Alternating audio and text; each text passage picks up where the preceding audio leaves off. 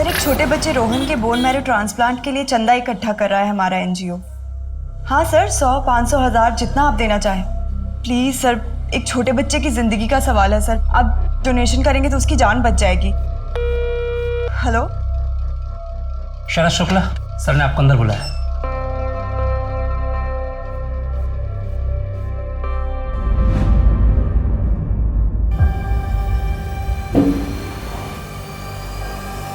अरे आओ बैठो। शरद, 15 लाख इकट्ठा नहीं हुए, 3.5 लाख हो पाए हैं। मैंने अपनी पूरी कोशिश की, लोग डोनेशन के मामले में कतराते हैं। सॉरी मैथिली, मुझे लगता है तुम लोगों को किसी और से मदद लेनी चाहिए। कैसे? ठीक है कटारिया साहब, जितना हुआ है उतना ही दे दीजिए, बाकी हम कहीं और से ट्राई करते हैं। शरद, मैं वो पैसे तुम्हें कैसे दे सकता हूँ? तो किसी दूसरे बच्चे की जान बचाने के काम आएंगे ना। किसी और बच्चे के मतलब? वो पैसा रोहन के लिए जमा हुआ है, आपको वो पैसा मुझे देना ही होगा। मेरी बात मैं समझ सकता हूँ तुम्हारी बेबसी को। ऐसी स्थिति में इंसान गुस्सा हो जाता है। मैं चाहूँ ना तो बाकी के सारे पैसे मैं गिफ्ट में दे सकता हूँ। उसके लिए मुझे तुमसे भी एक गिफ्ट चाहिए। इसको भेज दो ना मेरे पास 1 महीने के लिए। अरे अच्छा, 1 हफ्ते के लिए भेज देना।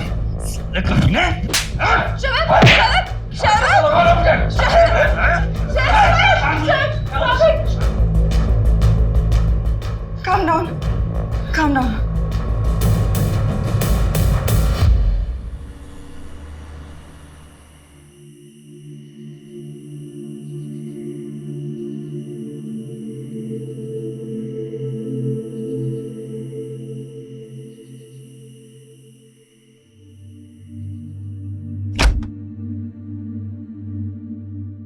ऐसी हरकतें रही ना तुम्हारी तो अपने बेटे से हाथ धो बैठोगे। अब वो करेगा कटारिया हमारी मदद? वो कटारिया हमारी मदद करने वाला था भी नहीं, साला चोर कमीना। उसे कोई फर्क नहीं पड़ता कोई जिए या मरे। तुम नहीं समझती कि वो क्या चाहता है। अच्छा, मैं नहीं समझूंगी। मुझे सब दिखता है कि तुम क्या चाहते हो। अपने बेटे से ज्यादा ना तुम्हें उस निकिता का ख्याल है। Calm down. मैथिली, बकवास बंद करो, पहले ही मेरा दिमाग खराब है। और रोहन की किस्मत खराब है कि तुम जैसा बाप मिला। अगर रोहन को कुछ हो गया तो उसकी जिम्मेदार सिर्फ तुम होंगे।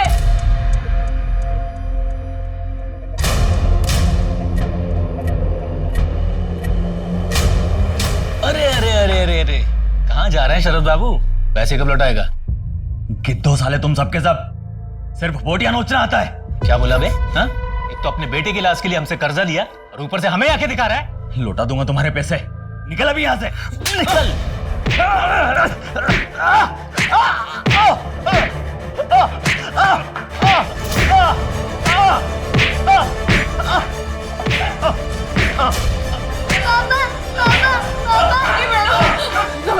जाओ बेटा, ऊपर जाओ।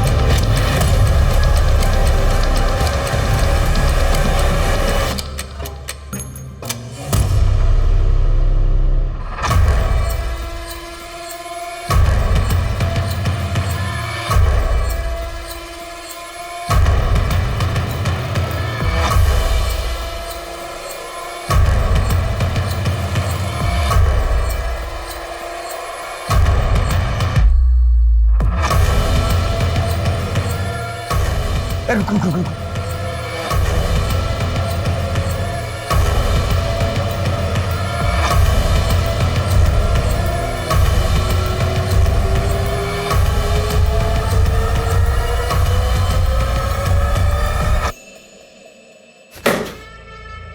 सारा पैसा ले गए।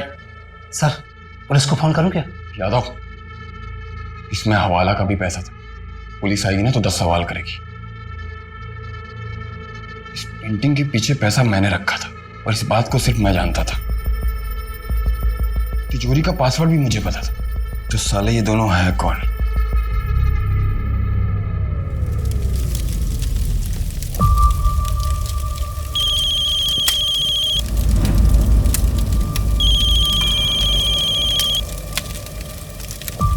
हाँ बोल।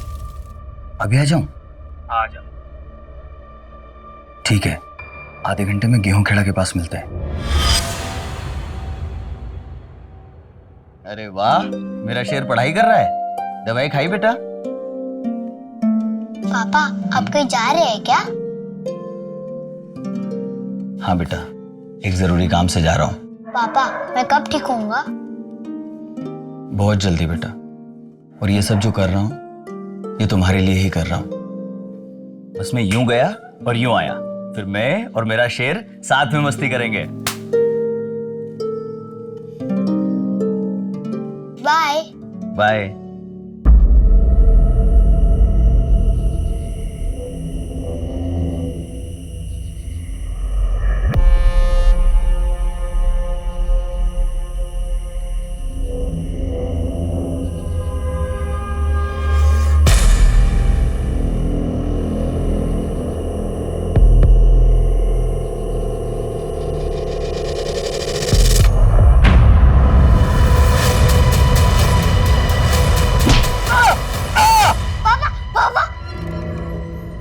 क्या हुआ? मम्मी मैंने बहुत बुरा सपना देखा। कभी सपने कभी सच नहीं होते। सो जा।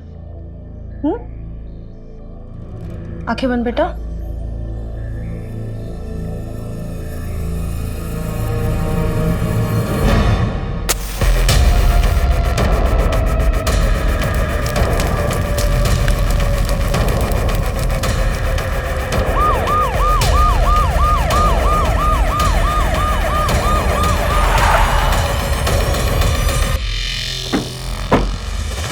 आइए सर, आइए। ये देखिए, बॉडी को बुरी तरीके से जला दिया गया है।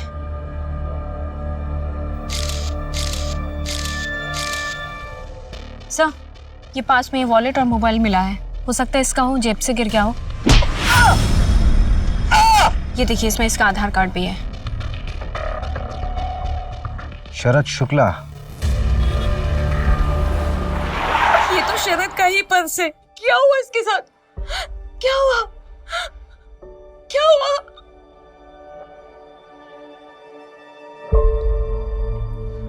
आओ बेटा, क्या नाम है आपका? रोहन। बहुत प्यारा नाम है।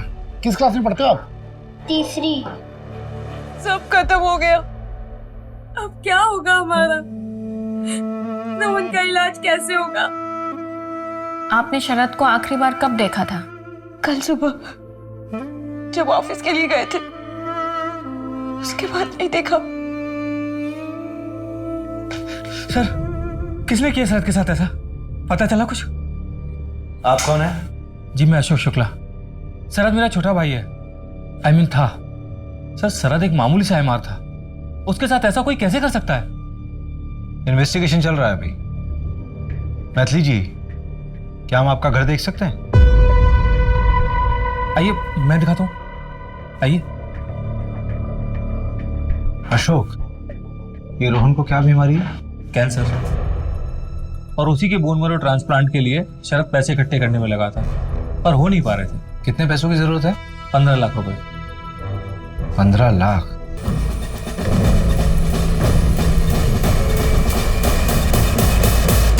तो इतना सारा पैसा जुटाने का क्या प्लान था आप लोगों का? एक एनजीओ है, एक भरोसा नाम का। सर, एक छोटे बच्चे रोहन के बोन मैरो ट्रांसप्लांट के लिए चंदा इकट्ठा कर रहा है हमारा एनजीओ। पर वहां पे बात नहीं बनी। अब कैसे बचाऊं मैं रोहन को, वो भी शरद के बिना? कल रात जब पापा बाहर गए थे, उन्होंने बोला था वो जल्दी वापस आएंगे। बस मैं यूं गया और यूं आया, फिर मैं और मेरा शेर साथ में मस्ती करेंगे। और वो अभी तक नहीं आए। अंकल, आप मेरे पापा को ढूंढ लोगे ना?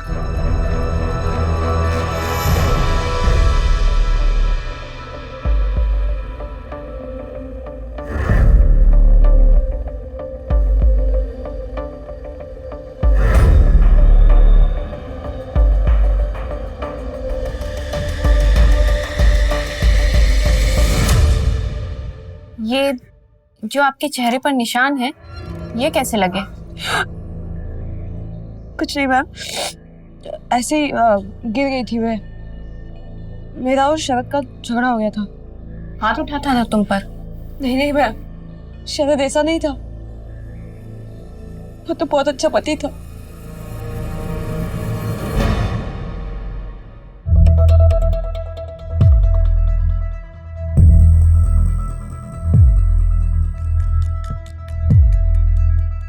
भाई कर्जे का क्या होगा? बीवी चुका पाएगी? भूल जा कर्जा। यहाँ क्यों बुलाया? पुलिस ने मेरे बारे में कुछ पूछा क्या? नहीं, पुलिस को कुछ नहीं मालूम है तुम्हारे बारे में। अच्छा यही होगा कि कुछ दिनों के लिए तुम ये शहर छोड़ के चले जाओ। शरद शुक्ला, आखिरी बार इसकी वाइफ ने इसको देखा था सुबह 12 मार्च को, और इसकी डेथ भी सेम डे हुई 12 मार्च को लेट नाइट। उसकी फैमिली में मैथिली उसकी वाइफ, शरद है, और रोहन बेटा जिसको मेडिकल इशू है, और अशोक इसका बड़ा भाई। शरद मेरा छोटा भाई है। इसका बड़ा भाई क्या करता है? सर ये कोई ना कोई नया बिजनेस करता रहता है लेकिन चलता नहीं है, अभी भी ट्राई कर रहा है। और सर सुना है कि अपने बिजनेस के लिए कोई हवन वगैरह भी करता है। वैसे भी उसको देखकर लगा नहीं कि भाई के मरने का कोई दुख भी है उसको। एक तो ये मर्डर केस, ऊपर से एक चोरी का केस और आ गया। ऑलरेडी 3 चोरियां हो चुकी हैं और आज ये चौथी चोरी है। यार रवि, क्रिमिनल पुलिस वालों का वर्कलोड देखकर क्राइम नहीं करते। अरे ये ना गलत लिखा हुआ है। क्या गलत लिखा हुआ? शरद 12 मार्च की सुबह नहीं, रात को आखिरी बार देखा गया था। किसने देखा था रात को? अरे जब वो रात को घर से बाहर निकला था तो अपने बेटे को बोलकर निकला था कि वो जल्दी वापस आ जाएगा। कल रात जब पापा बाहर गए थे उन्होंने बोला था वो जल्दी वापस आएंगे। तो मैथिली ने भी उसे देखा ही होगा।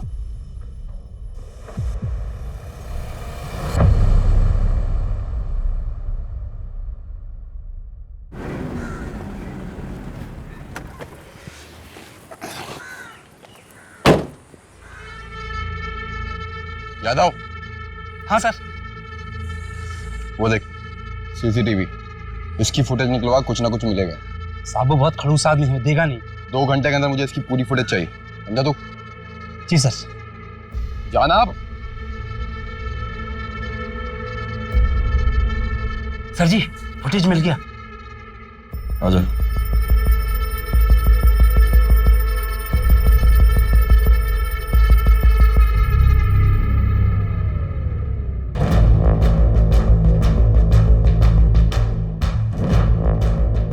अरे वाह सर, आप तो व्योमकेश बख्शी निकले। पोस्टमार्टम के मुताबिक शरद की मौत जलने से हुई है, लेकिन उसके पहले उसे सर पे मारा भी गया है ताकि वो बेहोश हो जाए और उस बेहोशी की हालत में उसको जला दिया जाए। उसकी बॉडी में एक दवा के ट्रेसेस भी मिले हैं। कमल ने बताया कि इससे किसी को बेहोश भी किया जा सकता है। उस दवाई का इस्तेमाल डिप्रेशन के पेशेंट भी अक्सर किया करते हैं। शरद एमआर था, उसके बाद दवाइयों के सैंपल थे, और ये दवाई उसके घर पर भी मिली। रवि, हो सकता है कि घर के हालातों की वजह से वो डिप्रेशन में चला गया हो और उसने दवाई बिना प्रिस्क्रिप्शन के खुद ही ले ली हो। उसके ऑफिस वालों से बात करते हैं ना। सही कह रहे हो। मैथिली का क्या हो? कॉल रिकॉर्ड चेक किए हैं सर, लेकिन कुछ गड़बड़ तो नहीं लगी, लेकिन नजर रख रहे हैं सर। कहाँ जाती है, किससे मिलती है, देख रहे हैं।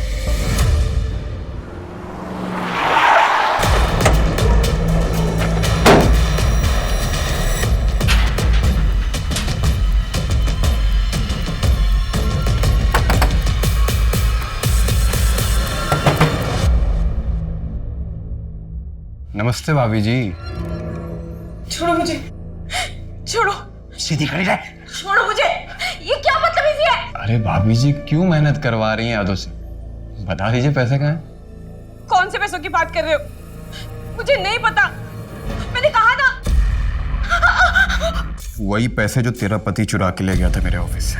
आपको गलतफहमी हुई है, शरद ऐसा नहीं कर सकता। किया है उसने, सीसीटीवी फुटेज है मेरे पास। मुझे मेरे पैसे किसी भी हालत में चाहिए, समझी तू? तेरा पति वैसे भी मर चुका है, वापस नहीं आने वाला है। अब तुझे बचाने वाला कोई नहीं है। मतलब शरद को तुमने मारा? अपना दिमाग उसमें लगा कि पैसे कहाँ हैं, वरना पैसे वसूल करने के बहुत अच्छे अच्छे तरीके पता है मुझे। चलो रे।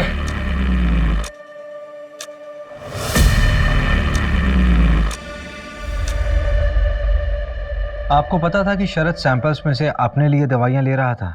काम तो उससे होता ही नहीं था, कोई भी डॉक्टर उससे मिलने के लिए टाइम देता ही नहीं था, और वैसे भी सारी दवाइयों के सैंपल्स उसी के पास पड़े रहते थे। लेता होगा, मुझे क्या पता उस बारे में। ऐसी दवाइयां लेने के बावजूद भी ऑफिस में वो मूर्खों जैसी हरकत करके गया है। Very good Yogesh. Thank you so much sir. Morning sir. Sir थोड़ा लेट हो गया, सॉरी सर। पूरे 50 मिनट लेट हो, सीखो कुछ योगेश से। 6 महीने पहले ही ज्वाइन किया है, एंड सी इज परफॉर्मेंस, कैसे हमारा सेल्स ग्रो कर रहा है।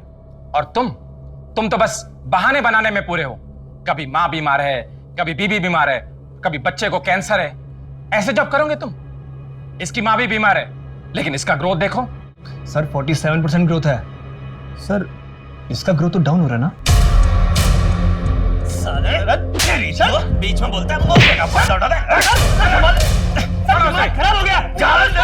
Behave yourself. Get out from here. शरद, संभाल तेरी 2 घोड़े की नौकरी नहीं चाहिए मुझे। और तुझे तो मैं देख लूंगा साले। उस दिन से योगेश कभी ऑफिस में आया ही नहीं। हमने उसे काफी बार फोन किया, लेकिन उसका फोन ही स्विच ऑफ बता रहा है। हो सकता है कि वो शरद के डर से नहीं आता ऑफिस में। योगेश का एड्रेस मिल सकता है हमें?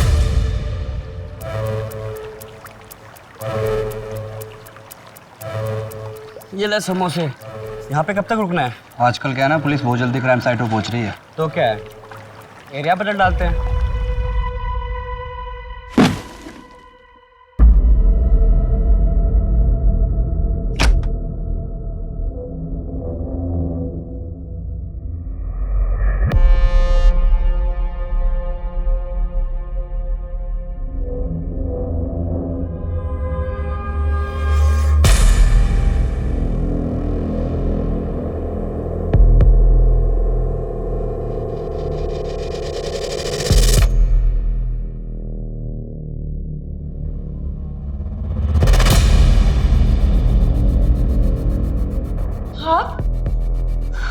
अब अंदर कैसे है? पैसे कहाँ है मैथिली? पैसों के बारे में आपको कैसे पता? आप जाइए यहाँ से और वापस मत आइएगा। अकेली औरत हो और परिवार में भी मैं ही अकेला मर्द बचा हूं। हर चीज में मैं ही काम आऊंगा।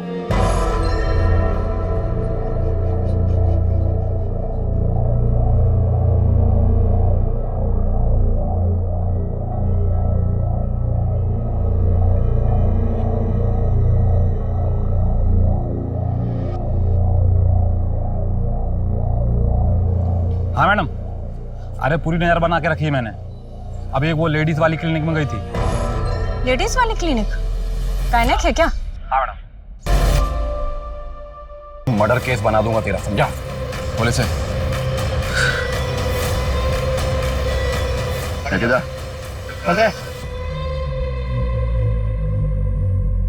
सर, बीबी कहती उसे नहीं पता और ए कहता ऐसे नहीं पता।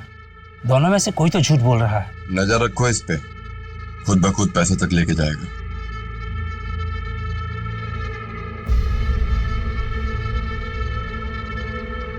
यादव। हाँ सर। ये निकिता आज भी नहीं आई क्या? साहब 4 दिन से नहीं आई, फोन भी नहीं लग रहा है। मैथिली, तुम प्रेग्नेंट थी, तुमने अबॉर्शन कराया, क्यों? मैम वो अब शरद नहीं रहे ना, तो मैं अकेले दूसरा बच्चा कैसे संभालती? झूठ मत बोलो मैथिली, तुम्हारी रिपोर्ट पढ़ी है मैंने। तुम्हारे साथ जबरदस्ती हुई थी ना, चोट के निशान थे तुम पर।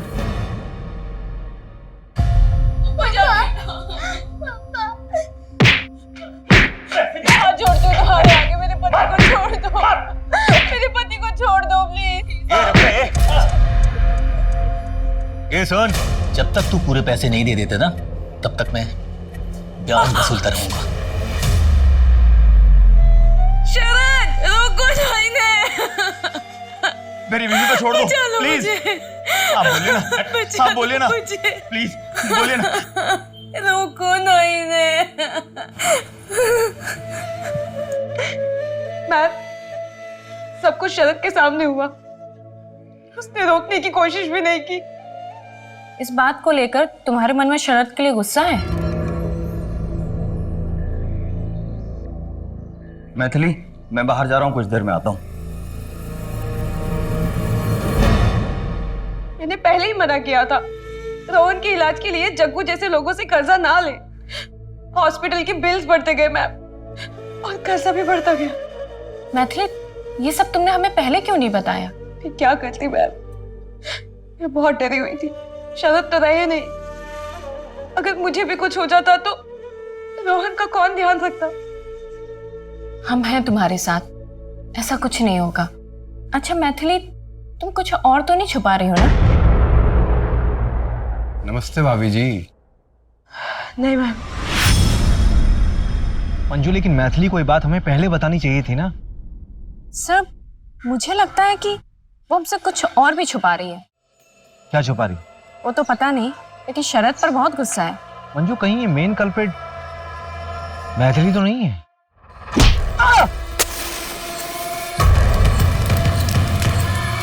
सर, जग्गू भी तो हो सकता है।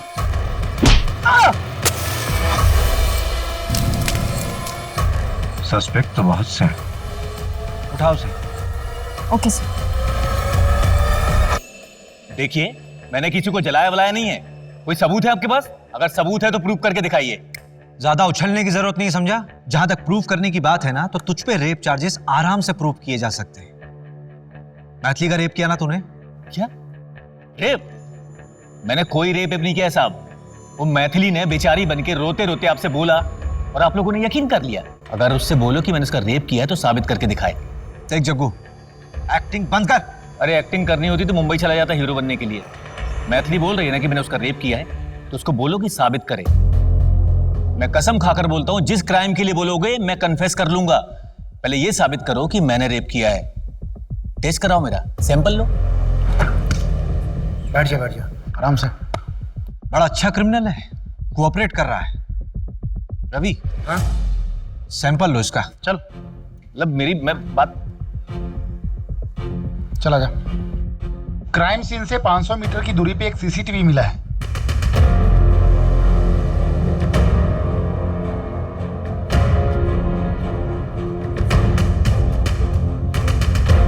ये अरुण कटारिया है जो एनजीओ चलाता है।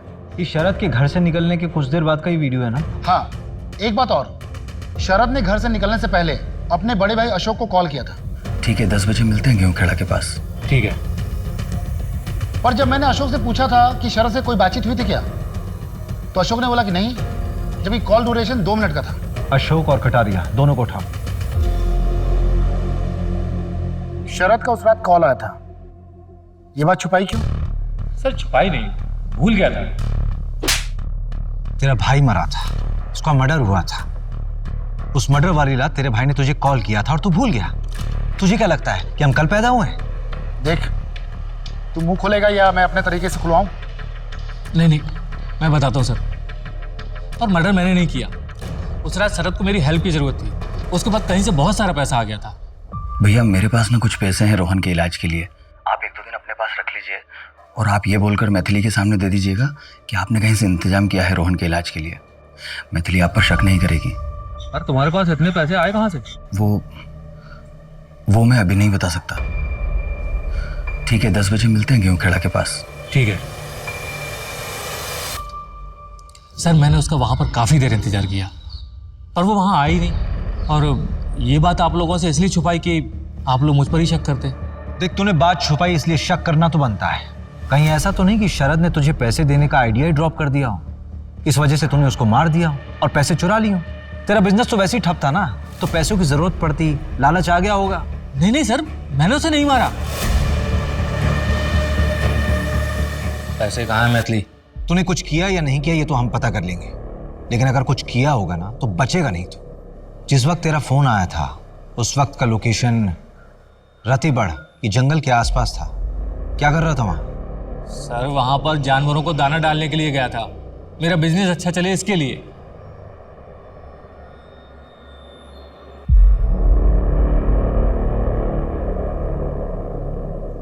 ये शरद के पास इतना पैसा आया कहाँ से होगा?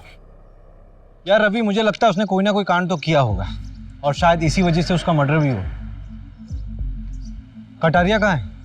अरे बड़ा एटीट्यूड दिखा रहा है, कह रहा है कोई ढंग का सबूत है तभी थाने बुलाओ, वरना ऑफिस आके बात करो। अच्छा चलो फिर।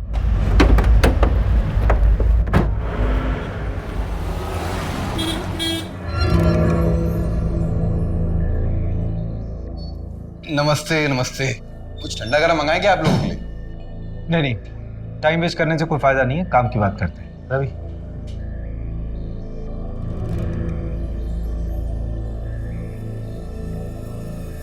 अच्छा दिख रहा हूं ना मैं? हाँ सर, एकदम हीरो। हीरो नहीं, विलेन। ये लीजिए सर। हाँ तो आप क्या पूछ रहे थे? शरद को क्यों मारा? मेरे ऑफिस से पैसे चुराए थे उसने और मारा नहीं, पीटा सर।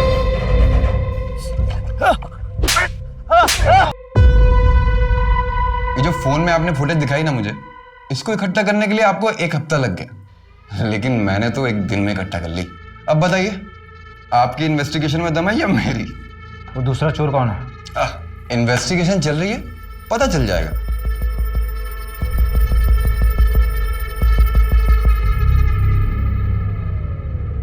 इसके ऊपर ना जरूर बड़े नेता लोगों का हाथ है, वरना इसकी इतनी हिम्मत नहीं होती। ये योगेश अभी तक फरार है और वो जग्गू और अशोक, उन पर तो शक करना लाजमी है। उस रात को शरद को पीटने वाला भी ये कटारिया था। और जिस हिसाब से कॉन्फिडेंटली ये बात कर रहा है, लग तो रहा है कि मर्डर कोई और होगा, लेकिन ये भी हो सकता है कि हमें बेवकूफ बना रहा हो, सारा कांड इसी का किया हुआ हो। अरे ऐसे केसेस हमारे पास ही क्यों आते हैं? पहले से हम इतना काम करते हैं। इस केस में सबसे बड़ा सवाल पता है क्या है?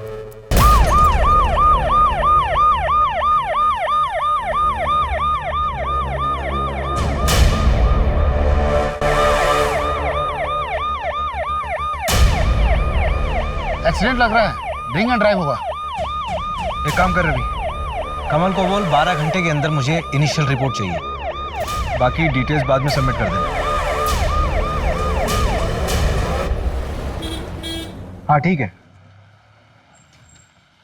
अशोक की ऑटोप्सी रिपोर्ट। कमल ने कमाल कर दिया, 12 घंटे बोला था, 10 घंटे में रिपोर्ट दे दी।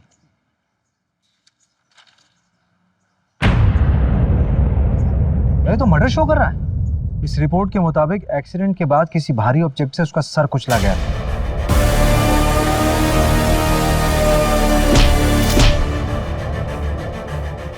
इसका मतलब ये एक्सीडेंट वाली स्टोरी हमें भटकाने के लिए दिखाई गई। कहीं ये कटारिया के पैसे इसके पास तो नहीं थे?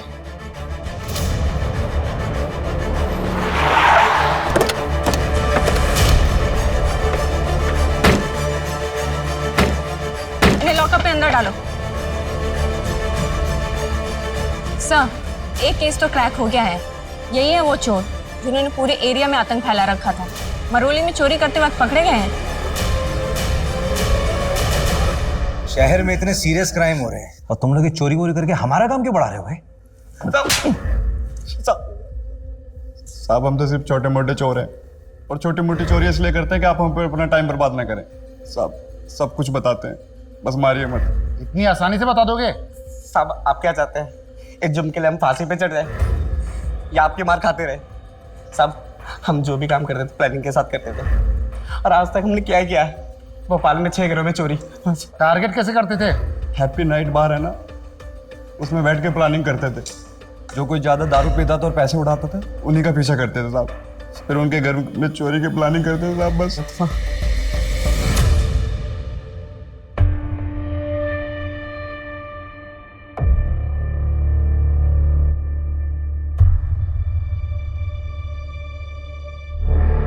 सर। हाँ बोलो। सर मुझे पुलिस प्रोटेक्शन चाहिए। Police protection? जी सर। क्यों, कौन हो तुम? एक सेकंड, तुम वही हो ना शरद के साथ जो चोरी कर रहे थे कटारिया के वहां? हाँ सर। तुम्हें पुलिस प्रोटेक्शन चाहिए? चल चल चल, जेल में डालेंगे तुमको, वहां ना A1 पुलिस प्रोटेक्शन मिलेगी तुमको। चले चल। सर मैं मानता हूँ कि मैंने चोरी की है, पर अब पैसे मेरे पास नहीं है सर, और शरद की मौत के बाद मेरी जान को भी खतरा है सर। पैसे किसके पास है? मुझे नहीं पता सर किसके पास है, हो सकता है शरद की गर्लफ्रेंड के पास हो। शरद की गर्लफ्रेंड? जी सर, निकिता।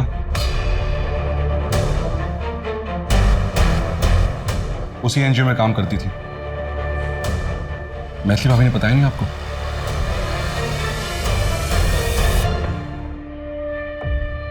मम्मी हम कहाँ जा रहे हैं? हम जबलपुर जा रहे तुम्हारी मौसी के यहाँ। अशोक अंकल भी आएंगे क्या हमारे साथ? नहीं, अब वो कभी नहीं आएंगे। बेटा, हम ये शहर छोड़ के जा रहे हैं। तुम्हारी मौसी के यहीं पे तुम्हारा इलाज होगा। ठीक है, जा रही हूँ जबलपुर। बैग दिखाइए। बैग में कुछ नहीं, बैग दिखाइए। बोल दो ना, बैग में कुछ नहीं है मैम। वाह, लेके जाओ उनको थाने। मैं बताती हूँ ना आपको सब। मैं पीछे। जो बताना है थाने चलकर बताइए। मेरा बेटा अकेला है। चलिए थाने। मेरे बेटा। मम्मी मम्मी मम्मी मत जाओ मम्मी। मम्मी बेटा रोहन, चलो मेरे साथ चलो। कुछ दिनों से मेरा शक और पक्का हो गया था कि निकिता और शरद मिलते हैं। उस रात जब शरद घर से निकला तो मुझे लगा कि वो निकिता को मिलने जा रहा है। मैंने उसका पीछा किया। उसके पास वो बैग था। शरद को समझ आ गया था कि उसका कोई पीछा कर रहा है। अचानक से डर गया वो और उसने वो बैग वहीं कहीं छुपा दिया। ये मैंने देख लिया था। मैंने बैग खोलकर देखा तो मुझे नहीं पता कि वो इतने सारे पैसे कहाँ से लाया। अगर वो रोहन के लिए लाया होता तो मुझे बताता। मुझे लगा कि अब वो हमें छोड़कर निकिता के साथ अपनी नई जिंदगी की शुरुआत करेगा। मैं वो बैग लेके वहां से निकल गई और घर पे आके कहीं छुपा दिया। मेरा तो ये प्लान था कि मैं शरद को बिना बताए ये सारा पैसा हॉस्पिटल में जमा कर दूं। लेकिन अगले दिन आपने शरद की मौत की खबर सुना दी। तो पैसे इतने दिन छुपा कर क्यों रखे थे? हॉस्पिटल में जमा क्यों नहीं कराया?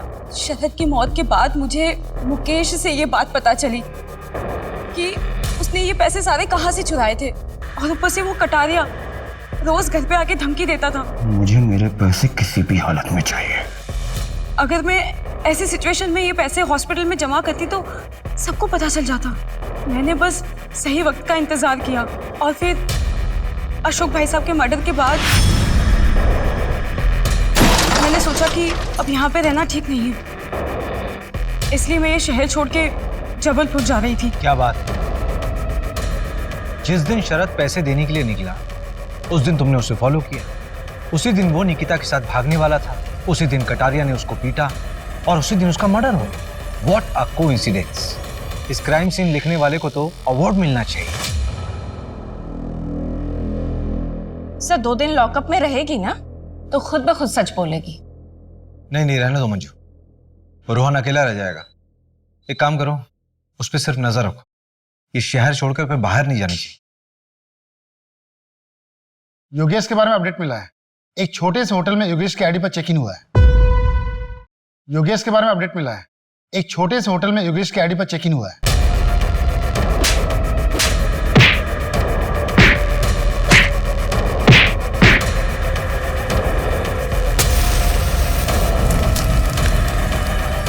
बस 2 ही दिन रुका था, कल ही चेकआउट किया। रूम नंबर कौन सा था? 201। उसके बाद किसी ने चेक इन किया उस रूम में? नहीं सर।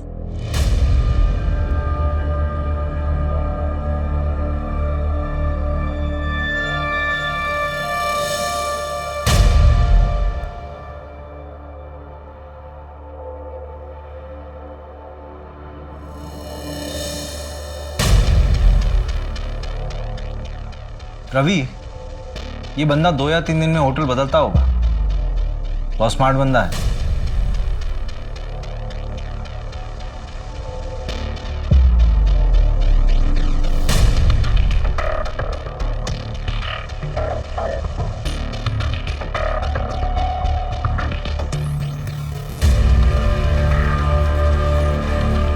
हाँ कमल, यार एक फेवर चाहिए। रवि, इस तरह के सारे होटल्स को चेक करो। हो सकता है किसी ऐसी होटल में रुका हो।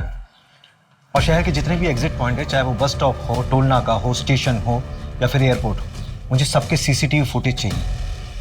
यार ये बंदा अगर शहर के बाहर निकल गया होगा फिर तो उसको ट्रैक करना होगा। ठीक है। हाँ मंजू बोलो। सर, कटारिया की डिटेल्स निकाले तो पता चला कि इनकम टैक्स डिपार्टमेंट की इन्वेस्टिगेशन चल रही है उसके ऊपर। कटारिया के फ्रॉड्स, बड़े लोगों की मनी लॉन्ड्रिंग, सबके डिटेल्स हैं इसमें। उठाओ साले को, बहुत हेकड़ी दिखा रहा था ना, निकालते हैं इसकी हेकड़ी।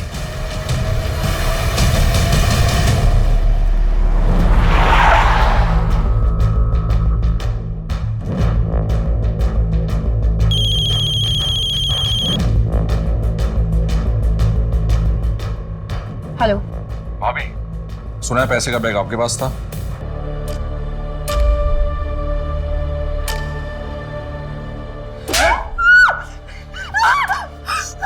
बड़ी आशिकी चढ़ी देना उस शरत के साथ, मुझे धोखा देगी।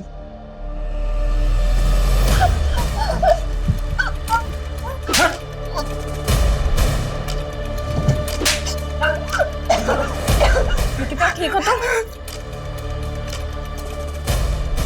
बैठो यहाँ पे। निकिता, लंबी सांस लो, आराम से। पानी पियोगे? फोर्स और इन्फॉर्मर सभी लगे हुए हैं, एक एक होटल की चेकिंग चल रही है। वो शहर से बाहर गया हुआ है, ऐसी कोई जानकारी भी नहीं है।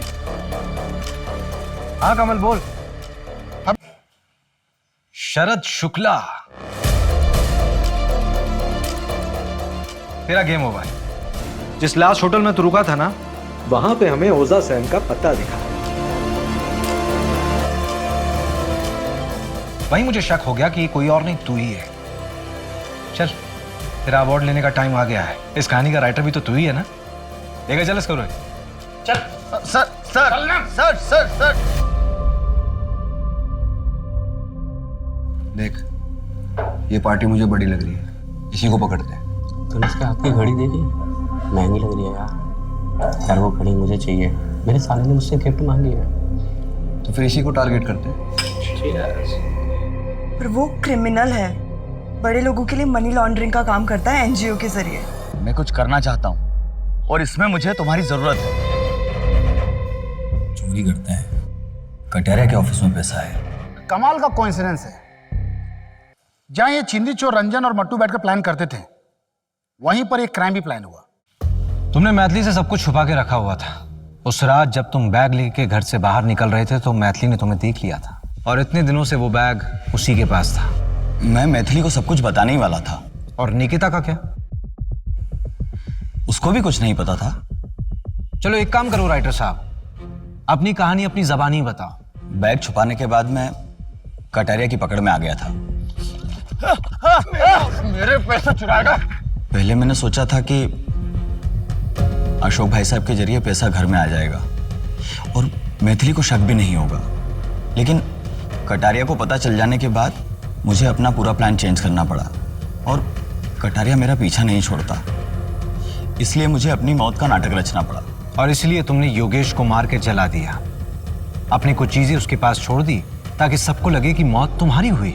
गलती हमसे भी हुई है, हमें लाश का डीएनए करवा लेना चाहिए था। तू भाई अंदर बैठ के बात करते हैं ना। शरद, बहुत बुलाए तूने यार। चल यार, बहुत बुलाए। भाई मैं 1 मिनट में आया वॉशरूम से। कहाँ जा रहा भाई? रुक, बस आ रहा है। कहाँ जा रहा है? बैठ ना। अरे यार, उसकी शराब में मैंने ओजा सैन मिला दी थी ताकि उसे होश न रहे, फिर मुझे उसे मारना पड़ा। शरद, क्यों? मेरे पास कोई चारा नहीं था। अपने बेटे को बचाने के लिए मुझे दुनिया के सामने मरना ही होगा। फिर मैं उसे वहां ले गया और आग लगा दी।